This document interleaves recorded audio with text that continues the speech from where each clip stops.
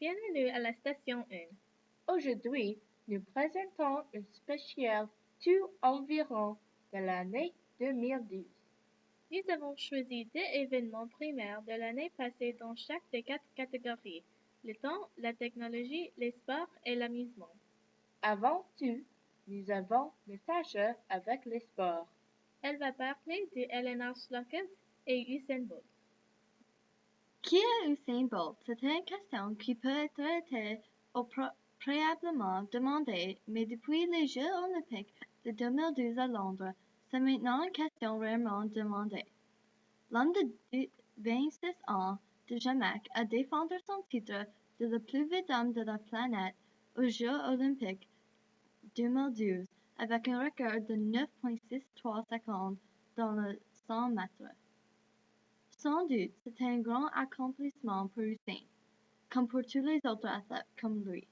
À ces épreuves où Jamaïque avant les Jeux olympiques de 2012, elle a eu deuxième place dans le 100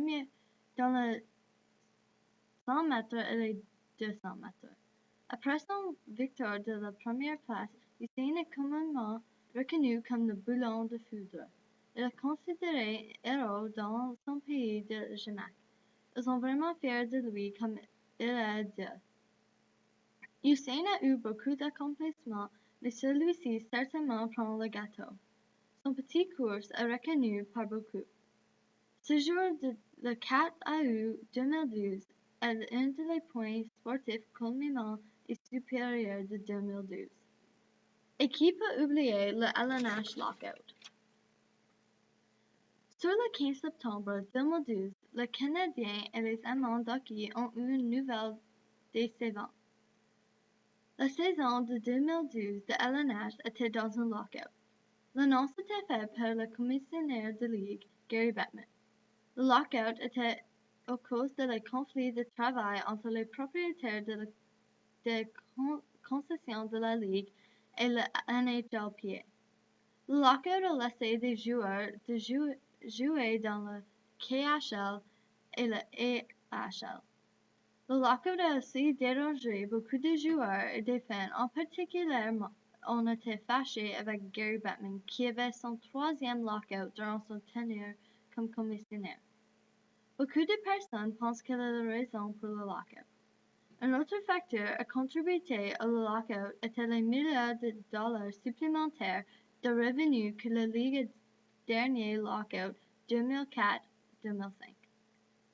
Depuis les années, le plafond de salaire a rampé chaque année et en résultat n'était pas négocié en temps pour le commencement de la saison de 2012-2013.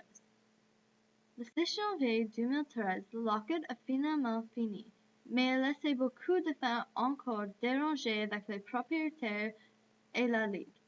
C'était vraiment triste de manquer le commencement de la 2012-2013 saison. Et il y aura probablement un grand renversement dans l'histoire de LNH. 2012 était un temps frustrant en hockey pour beaucoup, et c'est pourquoi c'est un grand preuve sportif de 2012. Merci Natasha. Suivant, nous avons Gwen avec la technologie. Depuis 2011, quand Kate Middleton a épousé Prince William, la famille royale était toujours mettre en avant. Rien changé en 2012, avec beaucoup d'attention des médias et beaucoup de nouvelles excitantes pour la famille. La première grande chose pour cette famille en 2012 était les noces de diamant pour la reine Elizabeth II. Le 6 février 2012 a marqué la 60e année qu'elle avait régné sur la Grande-Bretagne. Elle a visité beaucoup de pays, participé à beaucoup de célébrations et reçu beaucoup de cadeaux bizarres pour ce événement. Elle voudrait remercier toutes les personnes qui ont fait quelque chose pour ces noces de diamant. Et la prochaine pièce de nouvelle pour la famille royale en 2012 était la sortie des photos de Prince Harry. Une fin de semaine en août, il est allé à Los Angeles, où il a eu un bon temps selon des photos qui étaient publiées. Il a invité quelques personnes à sa suite et ils ont joué un jeu de strip billiard. Dans les photos, il était tout nu, portant seulement sa montre et un collier. Dans une photo, il se tenait debout et il se couvrait avec ses mains, et dans une autre, il étreignait une femme nue au derrière. Cette pièce de nouvelles n'est pas trop choquante pour Harry. Il avait été dans les nouvelles pour beaucoup d'autres conduits scandaleux en avant. Un représentant pour la famille royale a dit qu'il n'avait pas un commentaire au sujet de ces photos. Et finalement, la dernière pièce de nouvelle à propos de la famille royale cette semaine était la grossesse de Kate. William et Kate étaient suivis de près par les médias depuis son mariage en 2011 et ses essais de devenir enceinte étaient partout. Finalement, en décembre, elle a annoncé qu'elle était finalement grossesse. Elle voulait attendre jusqu'à quand elle deviendrait 3 mois enceinte, mais sa maladie l'a forcée de l'annoncer plus tôt. Les sources disent qu'elle a amélioré beaucoup et qu'elle est presque de retour à la normale. La date prévue pour Kate et sa famille est dans juillet de cet an. Merci. Et maintenant, nous continuons avec Merin qui adresse deux des principaux événements de temps à Mergeek du Nord. Samedi soir, le 27 octobre, un grand tremblement de terre a secoué la côte nord de la Colombie-Britannique. Le tremblement a mesuré une magnitude de 7,7 sur l'échelle de Richter et a duré environ 40 secondes. La force du tremblement était tellement forte qu'il y avait la possibilité de tsunami sur le long de la côte. Un grand nombre de gens ont dû évacuer leur maison afin de trouver la terre plus élevée. Brent Ward, un naturaliste, a dit que c'était le deuxième grand tremblement à heurter Canada depuis 1949. Il a dit, c'est un tremblement dans une région qui voit beaucoup de tremblements de terre. Pour provoquer un tsunami, il doit y avoir un mouvement vertical du fond de la mer pour déplacer de l'eau.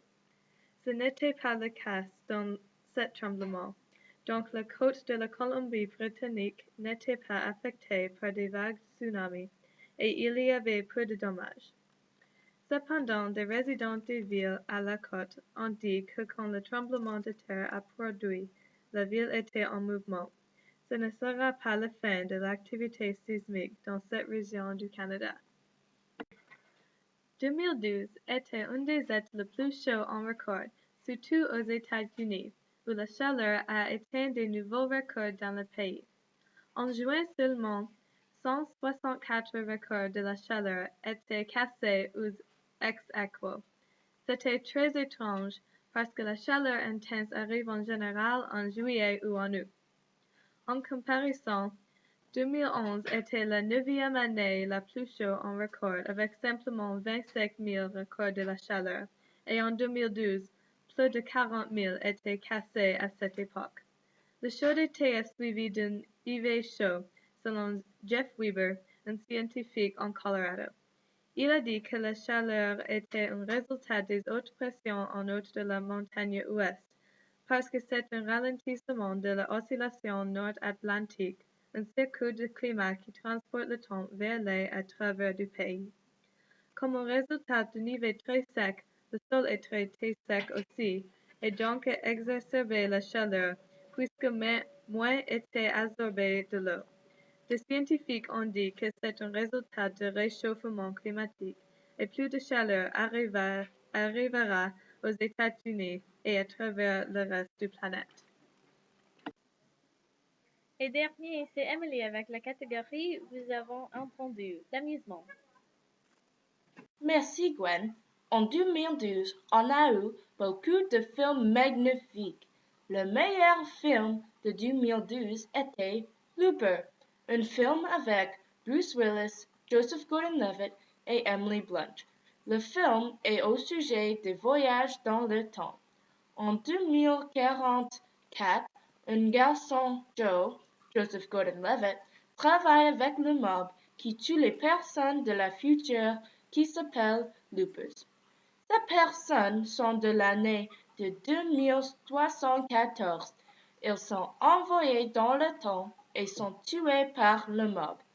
Quand Joe a découvert qu'il doit se tuer Bruce Willis de 2074, il se laissait échapper de la future cour. Joe doit se capturer lui de la future avant que le mob tue lui de maintenant. En Rotten Tomatoes, Looper a reçu 94% de critiques et 87% par l'audience. Richard Roeper a dit que le film est un peu difficile à suivre parce que Joseph Gordon-Levitt et Bruce Willis sont la même personne mais 30 années à part. Mais le film a beaucoup de style et énergie. Voici notre revue des meilleurs films de 2012.